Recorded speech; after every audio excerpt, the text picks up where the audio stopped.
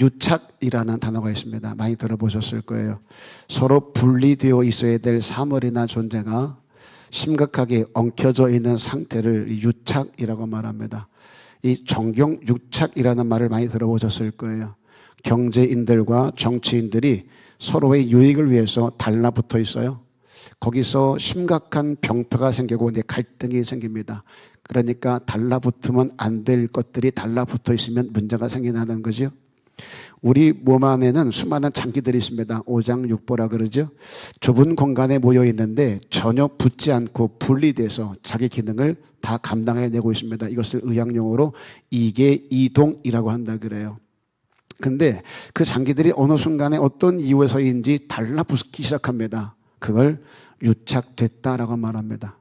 그러면 그때부터 심각한 병이 만들어지고 그 정도가 심하면 사람이 죽기도 한다 그래요. 근데 이게 신앙에서도 그대로 적용이 된다는 거죠. 아브라함이 나이 많아 늙었습니다. 사라는 나이 90이고요. 경수가 끊겼다 그래요. 다시 말해 아이를 임신하지 못할 상태가 되었다는 얘기죠. 근데 하나님이 그에게 이삭을 주셨어요. 그런데 하갈에게서 얻은 이스마엘 때문에 사라가 낳은 이삭이 힘들어지고 거기서 갈등이 생기기 시작을 합니다. 그랬더니 하나님이 이스마엘을 내보내라 그러셔요. 그때 아브라함이 토를 달지 않고 그대로 순종합니다. 그 이삭을 위해서 이스마엘을 내보냈어요. 이게 쉽겠냐고요. 내 아들인데, 어찌됐든 내 아들인데, 특히 젊은 처자에게서 낳은 내 아들이에요. 그런데 그 아이를 내보내라. 토를 달지 않습니다. 그런데 15년이 지나서 그 이삭을 번제로 드리라는 거예요. 이삭 때문에 이스마엘까지 내쫓았습니다. 말씀에 순종했어요. 그렇게 말씀대로 그 아이를 양육을 했는데 15년이 지난 어느 날 그 이삭을 하나님이 번제로 달라 그래요. 그리고 지시한 곳이 모리아 산이었습니다. 어디라고요? 모리아산. 기억하셔야 돼요. 모리아산. 역대상 21장 15절 이하에 가보면 다윗이 이제 인구 조사를 하기 시작합니다. 수많은 전쟁에도 승리를 했어요. 어느 날, 야, 내 군대가 얼마나 될까 궁금했던 거예요. 그래서 인구 조사를 시작합니다. 자기를 위해 싸울 수 있는 군사의 수를 헤아리는 거죠. 그것 때문에 하나님이 몹시 진노하세요. 네가 언제부터 칼을 의지했냐는 거지요. 전쟁은 여호와께 속한 것인즉 전쟁의 승리가 칼에서 온 것이더냐. 내가 너와 함께한 게 아니냐. 전쟁은 내 손에 있는 것이 아니냐. 그런데 네가 언제부터 네 일을 한 것처럼 네 군사의 수를 헤아리고 싶어 그러냐. 하나님이 무척 섭섭해 하셨습니다. 그것을 다윗의 교만으로 보시는 거예요. 그 진노로 이스라엘이 온역으로 7만이 죽어나갑니다. 다윗의 이 일 때문에 이스라엘 백성들 7만이 온역으로 죽어나가요. 그리고 나서 예루살렘을 멸하려는 천사를 보냅니다. 그러다가 하나님이 생각할 때, 야, 이건 너무 지나치지 않나? 내가 과했나 보다 해서 하나님이 돌이키셔서 그들을 멈추게 해요. 그것이 어디냐면 오르난의 타작마당이었습니다. 그때 다윗이 이런 말을 해요. 역대상 22장 1절에 가보면은요, 다 같이 시작. 다윗이 이르되 이는 여호와 하나님의 성전이요 이는 이스라엘의 번제단이라 하였더라. 지금 어디를 말하는 거예요? 오르난의 타작마당이요. 이스라엘을 멸하려고 천사들이 가는데 그 천사들이 멈춘 곳이 바로 오르난의 타작마당이었습니다. 그것을 다윗이 말해요. 이곳은 여호와의 성전이요 이스라엘의 번제단이다. 여기가 하나님의 성전이라고 얘기를 해요. 그리고 번제단이라고 말합니다. 그렇게 오르난에게 돈을 주고 그 땅을 사요. 그리고 솔로몬에게 그 땅을 물려줍니다. 그리고 야, 나는 손에 피를 많이 묻혀서 내가 성전을 짓고 싶은데 하나님이 짓지 말라 하시네. 네가 지어야 되겠다. 그 땅에다가 성전을 건축하게 합니다. 역대하 3장 1절을 보실까요? 시작. 솔로몬이 예루살렘 모리아산에 다시요. 솔로몬이 예루살렘 모리아산에 여호와의 전 건축하기를 시작하니 그것은 전에 여호와께서 그의 아버지 다윗에게 나타나신 곳이요 여부터 사람 오르난의 타작마당에 다윗이 정한 곳이라. 모리아가 어디라고요? 거기 모략 어디라고요? 아브라함이 이삭을 번제로 드리려 했던 곳. 자, 다시요. 모략 어디라고요? 예루살렘을 멸하려고까지 했던 하나님의 큰 진노가 멈춰진 곳이요. 다시요. 모략 어디라고요? 하나님의 성전이 세워진 것. 아브라함에게 이삭을 번제로 조하고 지시한 곳이 모리아였습니다. 이스라엘의 범죄로 인하여서 이스라엘을 멸하려고 했는데 그 천사들을 멈추게 한 것이 바로 모리아산입니다. 다윗이 그곳에서 성전이라 말하며 번제단이라고 말했던 것이에요. 거기다가 뭘 세워요? 예루살렘 성전을 세웁니다. 놀랍지 않아요? 저만 놀라운 건가요? 이삭을 번제로 드리려 했던 그 땅이 훗날 이스라엘의 예루살렘 성전이 세워진 곳이 되어집니다. 이 사건을 통해서 두 가지를 생각해 보고 싶어요. 하나님이 받고 싶은 예배가 있대요. 예배한다고 다 예배가 아니라 하나님이 받고 싶은 예배가 있대요. 그 예배를 회복하자는 거예요. 창세기 21장에서 영원하신 하나님을 만난 후에 15년이 지납니다.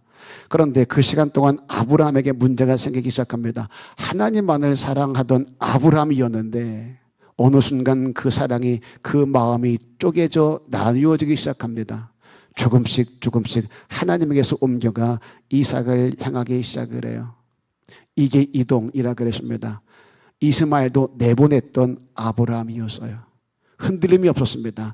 하나님께 그 마음에 달라붙어 있던 사람이 아브라함이었어요. 그런데 이스마엘을 내보내고 나서 15년 동안 이스마엘 내보내고 15년 동안 이삭을 키워가면서 조금씩 그 마음이 쪼개지기 시작을 해요. 단 한 번도 하나님이 주신 것에 마음을 뺏긴 적이 없는 자가 아브라함이에요. 내게 주신 소유에 마음을 둔 적이 없습니다. 마음은 항상 하나님께 있었던 사람이 아브라함이었습니다. 근데 이삭을 키우면서 조금씩 그 마음이 무너져 가기 시작을 해요. 그 마음이 이삭에게 달라붙기 시작합니다. 유착되기 시작해요. 하나님이 선물로 주신 이삭에게 그 마음이 가고 있는 거예요. 그래서 취한 조치가 바로 이겁니다. 아브라함을 불러요. 그러더니 네가 사랑하는 아들 독자 이삭을 데리고, 그냥 이삭이 아닌 거예요. 네가 사랑하는 아들 독자라고 표현을 해요. 이 워딩에서 느끼는 게 뭐예요? 아브라함 마음이 이삭에게 많이 가 있었구나. 네가 사랑하는 아들 독자. 지금 아브라함의 마음이 어디로 갔다는 거예요? 하나님이 보실 때 네 마음이 지금 내게서 뜯어져 나가 이삭에게로 온통 유착되고 있어. 그러니 모리아로 올라가서 네 마음이 가버린 그 이삭을 내게 줘 번제로 달라 그래요. 여러분 번제 아시지요? 다 각을 떠서 태워가지고 연기로 드리는 제사가 번제입니다. 내가 사랑하는 아들, 하나님이 주신 아들, 늦게 난 아들, 기적과 이적의 그 아들 때문에 이스마엘까지 내보내는데 그 아들을 각을 떠서 쪼개서 다 발라서 태워서 번제로 달라 그래요. 하나님이 원하는 예배가 있답니다. 내 마음이 가버린 것들이 있어요. 내 마음을 빼앗은 것들이 있어요. 그렇게 붙으면 안 될 것들에게 내 마음이 붙어버렸습니다. 그것들을 하나님이 지시한 장소에 올라가서 전부 뜯어내라는 거예요. 이게 하나님 받고 싶은 예배예요. 우리는 예배할 때 어떤 기대를 가져요? 하나님 이거 잘 돼야 됩니다. 내 새끼 잘 돼야 됩니다. 이 장사 잘 돼야 됩니다. 이 사업 잘 돼야만 됩니다. 이거 잘 돼야 돼요. 그것 때문에 예배하고 그것 때문에 기도하잖아요. 그게 잘 되면 마음이 좋아서 찬양이 올라간다고 느껴지잖아요. 아니래요. 하나님은 그것들을 다 뜯어내라. 난 자식을 위해서 예배하는데 하나님은 아니라는 거죠. 그 자식을 뜯어내라. 그게 예배라 그래요. 정반대잖아요. 하나님이 내게 주신 것들이 있습니다. 건강 주셨어요. 물질 주셨어요. 가정이요. 자녀요. 근데 어느 순간 그것들에게 내 마음이 달라붙기 시작합니다. 그때부터 신앙에 이상이 생겨요. 삶이 병들기 시작합니다. 그때 성도는 올라가서 유착돼서 내 마음이 붙어버린 그것들을 전부 뜯어내라는 거예요. 그게 우리가 해야 될 예배인 거예요. 그런 예배가 될 때 들려지는 하나님의 음성이 있습니다. 내가 이제야 네가 나를 경외하는 줄 알았노라. 거기서 여호와 이레가 주어지는 거예요. 달란다고 주는 거 아니에요. 하나님, 내 새끼 잘 돼야 됩니다. 정말 잘 돼야 됩니다. 내 희망입니다. 내 소망입니다. 내 살 이유입니다. 하나님 아시지 않습니까? 얘만큼만 잘 되게 해주세요. 될 리가 없어요. 그 기도 들을 리가 없고 그 예배 받을 리가 없어요. 먼저 해야 될 일이 있습니다. 그 자식을 떼어놓을 수 있어야 돼요. 그리고 여호와께 맡기셔야 돼요. 그런 예배를 하나님은 기뻐하시고 그런 예배를 받으신다는 거예요. 병원에 가면 박리수술이라는 게 있어요. 육착된 것을 분리시키는 수술입니다.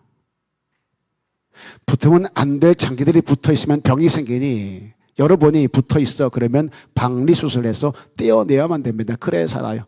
우리 신앙도 마찬가지예요. 영적으로 박리수술이 필요할 때가 많다는 거죠. 마태복음 10장 34절로 36절입니다. 다 같이 시작. 내가 세상에 화평을 주러 온 줄로 생각하지 말라. 화평이 아니요 검을 주러 왔노라. 내가 온 것은 사람이 그 아버지와 딸이 어머니와 며느리가 시어머니와 불화하게 하려 함이니 사람의 원수가 자기 집안 식구니라. 이거 어떻게 해석을 할까요? 사랑하라, 용납하라, 용서하라, 부모라, 부모를 공경하라, 자녀를 노엽게 하지 말라. 수없이 많은 성경에서 강조가 있어요. 육선에 가득한 집보다, 불화한 것보다 영안채서 먹어도 화목한 게 더 좋다. 그런데 하나님은 화평이 아니라 검을 주러 왔다고 얘기를 해요. 불화하게 하려고 왔답니다. 사람의 원수가 어디 있다 그래요? 자기 집안 식구랍니다. 이걸 어떻게 해석을 해야 될까요? 내가 왜 왔는 줄 아니? 검을 주러 왔대요. 화평이 아니랍니다. 불화하게 하려고요. 심지어 식구들이 원수라고까지요. 이게 무슨 말일까요? 그 다음에 그 이유를 이렇게 설명해요. 37절에 그 답이 있습니다. 37절이요. 마태복음 10장 37절 시작. 아버지나 어머니를 나보다 더 사랑하는 자는 내게 합당하지 아니하고 아들이나 딸을 나보다 더 사랑하는 자도 내게 합당하지 아니하며. 야, 네 아버지 원수 만들어라. 그 얘기가 아니에요. 부모를 공경해야 돼요. 네 자녀 갖다 버려. 그 얘기 아닙니다. 자녀를 노엽게 하지 말랍니다. 다만 야, 네 부모를 나보다 더 사랑하지는 마. 네 자식들을 나보다 더 높은 자리에 올려놓고 그 자식 바라보고 살지 마. 그 얘기를 하고 있는 거예요. 잘못하면 집안 식구가 너를 망하게 하는 원수가 될 수도 있다. 지금 내 마음이 가버린 곳이 있다는 거예요. 하나님을 싫어하세요. 유착된 곳이 있답니다. 나를 향해야 될, 전능하신 하나님을 향해야 될 그 마음이 다른 곳으로 흘러가고 있다는 거예요. 다른 곳에 달라붙어 있다는 거죠. 다른 것에 위안을 받고 다른 것에 기대를 하고 있다는 거예요. 하나님이 싫어하세요. 그것을 떼내라는 거예요. 뜯어내랍니다. 그래서 검을 던진답니다. 아시죠? 여기서 검은 그냥 검이 아니라 말씀을 의미하는 거거든요. 하나님의 말씀이 들려질 때 내 마음이 유착된 곳, 이 땅의 것들을 전부 뜯어내랍니다. 땅바닥만 쳐다보지 말고 눈을 들어 여호와를 바라보라는 얘기예요. 그 마음을 하나님을 향하게 하라는 거죠. 함께 하랍니다. 하나가 되래요. 서로 사랑하랍니다. 서로 섬기는 자가 되래요. 그러나 이게 이동이요. 절대로 붙으면 안 되는 거예요. 사랑하세요. 그러나 달라붙게 하지 마세요. 섬기세요. 그러나 달라붙으면 안 돼요. 마음을 빼앗기면 안 돼요. 그런 우리를 모리아로 불러요. 그리고 번제로 달랍니다. 박리수술을 시키겠다는 거예요. 뜯어내겠다는 거예요. 내 마음의 방향을 바꾸시겠대요. 그러다 보니 우선은 너무 힘들고 아파요. 그런데 그 아픔 때문에 내가 죽어망하지 않는다는 거예요. 거기서 누굴 만나요? 거기서 만나는 게 여호와 이레인 거예요. 준비하는 여호와는 아무나 만날 수 있는 것이 아니란 말이에요. 내 마음을 빼앗긴 것을 뜯어내고 정리하고 내 마음을 다시 여호와께로 향하는 자. 그럼 너 어떻게 할 건데? 너 이상 네 생명도 같지 않냐? 그걸 떼내고 어떻게 살 건데? 이제 주님만 바라볼 거야. 그런 자가 경험하는 게 여호와 이레입니다.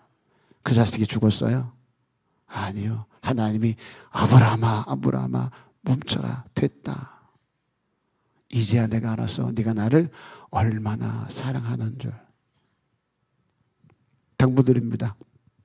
살다 보니 내 마음이 유착되는 것이 생겨요. 살다 보니 그래요. 어쩔 수 없이 달라붙는 것이 생깁니다. 마음을 빼앗는 것이 있어요. 그거 주의할 수 있으셔야 돼요. 막으실 수 있으셔야 돼요. 우리의 신앙의 성패는 거기서 결정나는 거예요. 그것들을 예배를 통해서 다 뜯어내시고 아버지가 받을 만한 그런 예배를 드림으로 오늘도 은혜 있는 시간 될 수 있기를 주님의 이름으로 축복합니다.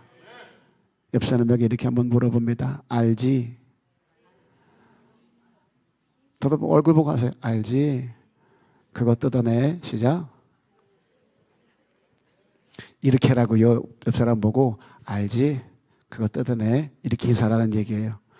이런 것까지도 설명해 드려야 됩니까? 자, 시작. 알잖아요.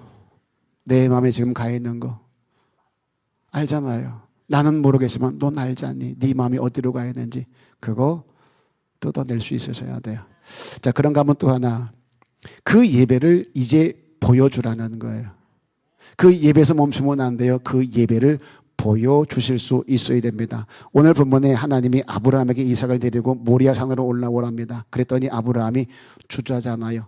자식이 잘 되라고, 자식의 앞날을 위해서, 자식의 복을 주려고 하는 예배 자리가 아니었습니다. 그 자식을 번제로 드려야 되는 예배 자리예요. 그 예배 자리에 이삭을 데리고 올라가요. 우리는 자녀를 위해서 할 수 있으면 다 해주려고 하잖아요. 뭐가 아까워요? 이런 말 많이 하죠. 너는 엄마처럼 아빠처럼 살지 마. 틀림없어요. 똑같이 삽니다. 내가 잘 살아야 자식이 그 엄마 뒤를 따라오고 그 아빠 뒤를 따라올 수 있는 거예요. 넌 엄마처럼 살지 마 하면 안 돼요. 더도 말고 들도 말고 너 엄마처럼만 살아라.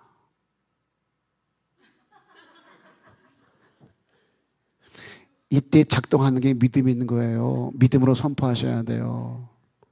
내가 옛날에는 여차저차 이렇게 살았지만 지금은 하나님 만나 예수 만나 내 삶이 달라졌어. 너 알지 않냐? 엄마 어떻게 사는지. 이렇게만 살아라. 그러면 틀림이 없다라고 말해줄 수 있으셔야 돼요. 그게 모리아인 거예요. 그런 예배가 살아있어야 내 자녀들이 살 수 있는 거예요. 없어서 못 해주지 무엇을 해준다고 우리가 아깝겠냐고요. 저는 우리 딸들을 위해서 내 생명을 주라 해도 저는 숨도 안 쉬고 아멘할 수 있을 거예요. 근데 정작 중요한 모리아에는 데리고 가지 않을 때가 너무나 많은 거예요. 모리아를 통해서 경험해야 될 하나님이 있습니다. 여호와 이레는 거기서 만날 수 있는 하나님이에요. 내 아이들에게 여호와 이레를 경험시켜 주려면 그 모리아로 데리고 가야 되는데 그게 없어요. 미국 후생국이랍니다. 여직원이 12살짜리 지체 장애자를 의사에게 보여줬다 그래요. 다리가 기형이래요. 걸을 수가 없어요. 정상적으로 묶었습니다. 의사가 진찰을 하니까 이거 수술만 하면 정상인처럼 걷고 뛸 수 있는데 문제는 돈이 없었던 거예요. 그 소년의 딱한 사정을 듣게 된 의사가 자기가 비용을 내고 수술을 해줍니다. 병원은 희한해요. 내가 수술을 해주는데도 내가 또 돈을 내야 돼요. 내가 하는 수술인데도 병원에다가 그 대가를 내가 또 지불을 해야 되는 거예요. 그렇게 4차까지 수술을 합니다. 어마무지한 돈을 주고 그 아이를 수술시키는 거예요. 그래서 걷고 뛸 수 있게 해줬습니다. 그 후로 20년이 지났어요. 어느 날 우연히 그 후생국 여직원과 의사가 만나게 되었답니다. 너무 반가웠던 거죠. 지금쯤 그 친구 30대 초반일 텐데 어떻게 됐을까 궁금해서 물어봤다 그래요. 그때 그 아이 어떻게 됐어요? 생각에 아마 변호사가 됐거나 자기처럼 의사가 되어서 좋은 일을 하면서 살지 않을까라는 생각을 했던 것 같습니다. 그런 기대를 가지고 물어봤던 것 같아요. 그때 여직원이 너무 참담한 표정으로 이렇게 얘기를 하더래요. 지금 교도소에 수감 중입니다. 강도 짓을 하다가 잡혔대요. 제가 이 이야기를 들으면서 처음 드는 생각이 뭐였냐면 차라리 그때 고쳐주지 말 것을 괜히 고쳐줘서 다리가 지치었으면 강도 짓은 못했을 텐데 힘은 들어도 고쳐준 것이 약이 된 게 아니라 독이 된 건 아닐까라는 생각을 했었어요. 그러다가 그 생각이 잘못됐다는 것을 금방 깨달았습니다. 고쳐준 것은 정말 잘한 일이에요. 100번, 1000번 잘한 일입니다. 문제는 그 다음이에요.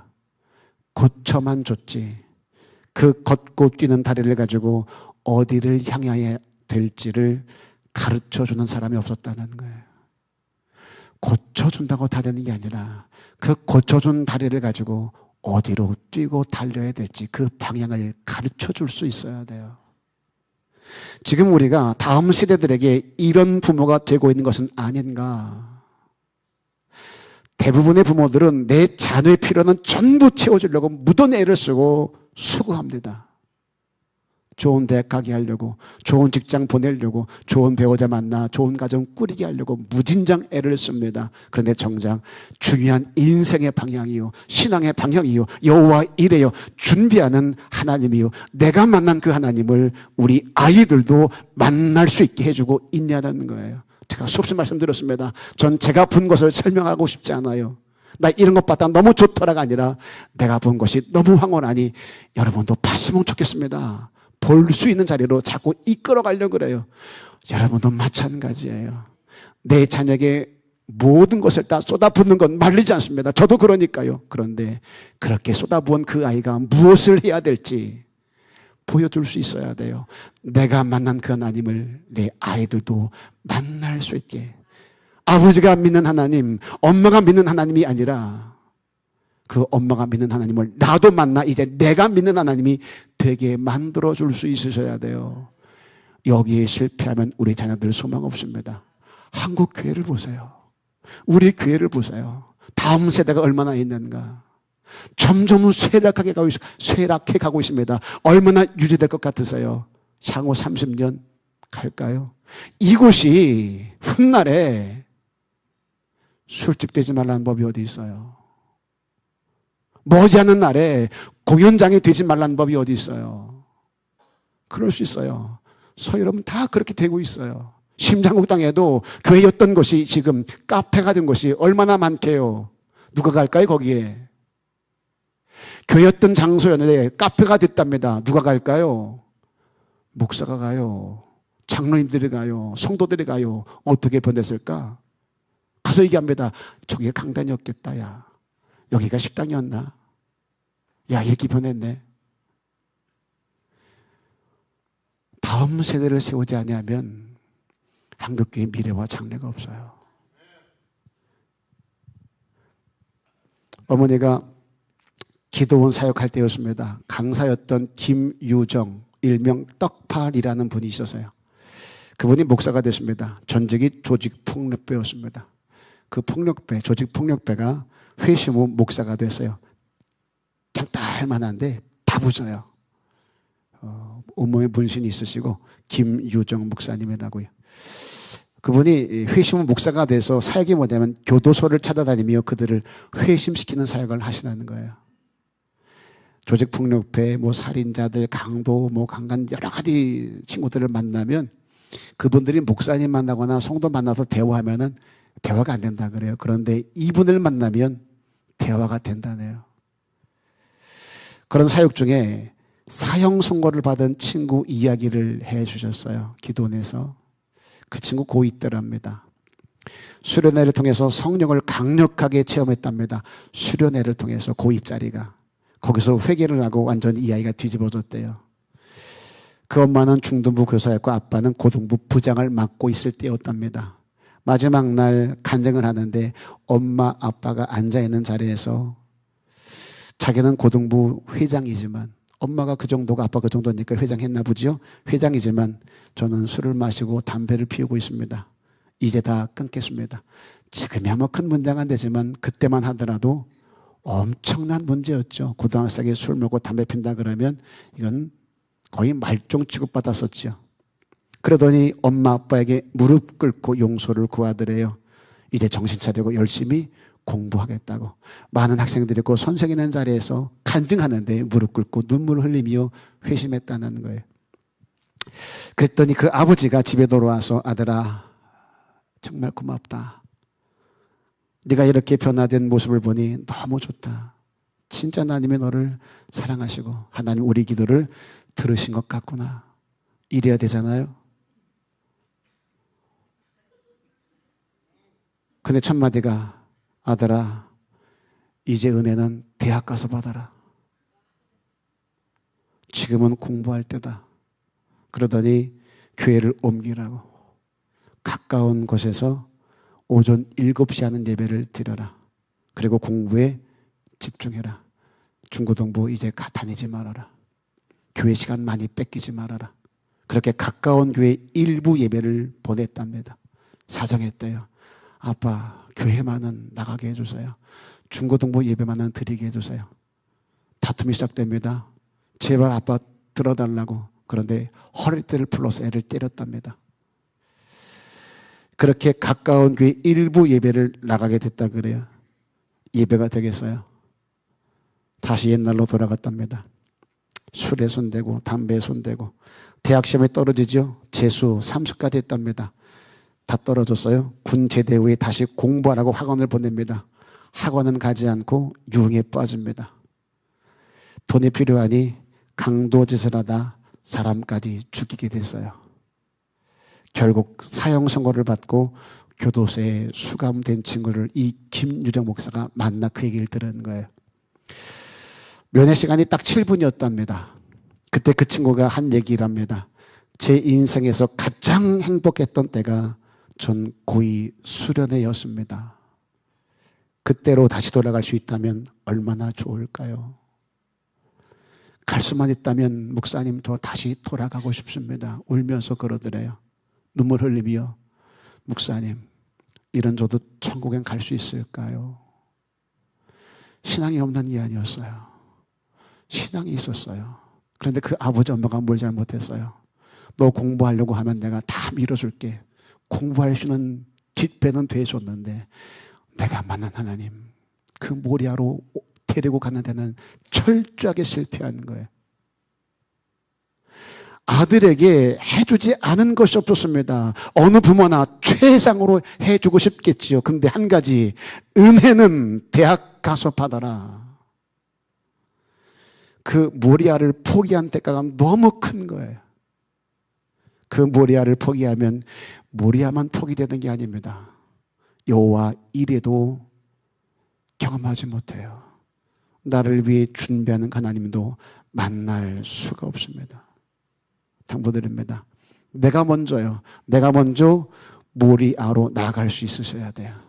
내가 먼저 하나님이 원하는 예배 자리로 나갈 수 있으셔야 돼요. 아버지가 받고 싶은 예배자가 될 수 있으셔야 됩니다. 거기서 내가 여호와 이레를 만날 수 있으셔야 돼요. 그리고 거기서 멈추면 안 돼요. 그 여호와 이레를 내 아이들에게도 믿음이 연약한 사람들에게도 아니 예수를 모르는 저 밖에 있는 사람들에게도 우리가 보여줄 수 있으셔야 돼요. 당부드립니다. 먼저 내가 모리아로 나가서 내 마음이 유착된 것, 내 마음이 달라붙어 있는 것 다 뜯어내는 아버지가 받고 싶은 예배를 회복할 수 있기를 원합니다. 당장은 아프고 힘들겠지만 박리수술이요. 그래야 살 수 있으니까 거기서 여호와 이레를 경험할 수 있기를 원해요.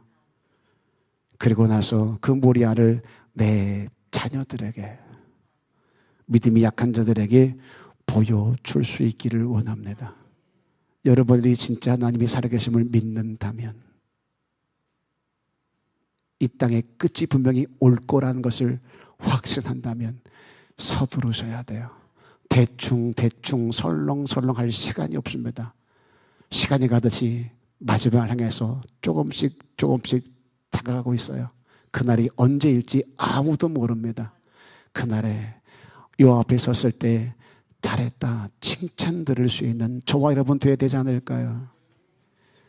그렇게 하나님이 원하는 예배, 진정한 예배를 회복하셔서 여호와 이레의 주인공들이 다 되실 수 있기를 주님의 이름으로 축복합니다. 축원합니다.